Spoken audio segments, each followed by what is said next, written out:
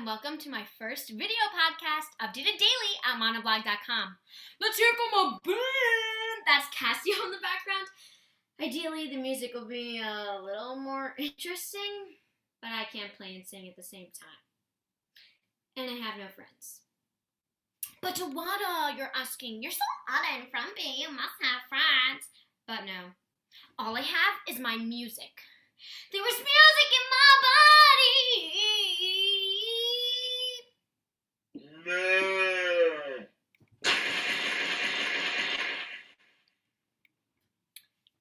The upcoming auditions for the spring's musicale is the inspiration for this live streaming event.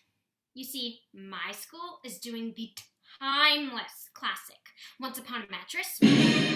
And this year, like every other year, I will not be cast due to my talentless drama teacher, a man I call a gay guy with a receding hairline, in order to protect Mr. Walter M. Healy's anonymity.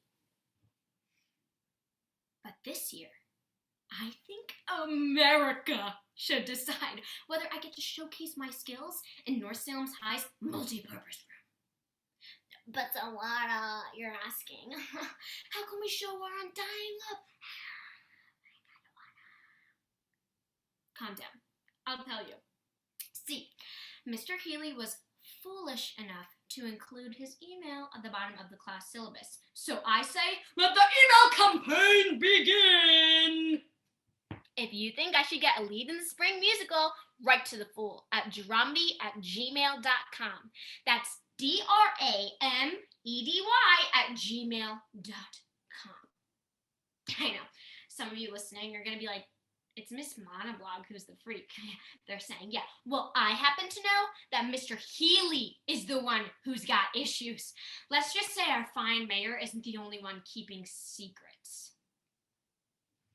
Last Friday at the drama club meeting, Mr. Healy proudly announced that he is altering the plot of the musical Once Upon a Mattress, ever so slightly, to help the needs of the conservative community. The character Lady Larkin, who is pregnant out of wedlock, so she needs to get married ASAP, will no longer be pregnant. So she'll just really want to get married. Is this Salem, Oregon, or Salem, Massachusetts, 16 circa whenever those witches were burned? So you can't burn me, this witch is fireproof. So try and hang me and see how strong my neck is.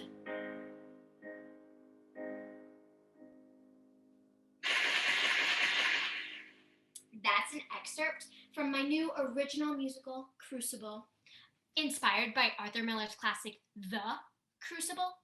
It's from the entire perspective of Mary Warren, a part I was born to play and denied last year, from the man who shall remain nameless. But I'm not worried about me.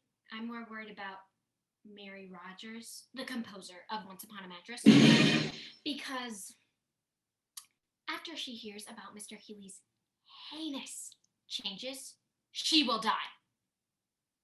And if she's already dead, then she'll karate chop her way out of the coffin and slap Mr. Healy in the balls. Diwata, that is the most annoying thing I have ever heard in my entire life. Sorry, we're having technical difficulties. So I'll leave you with this.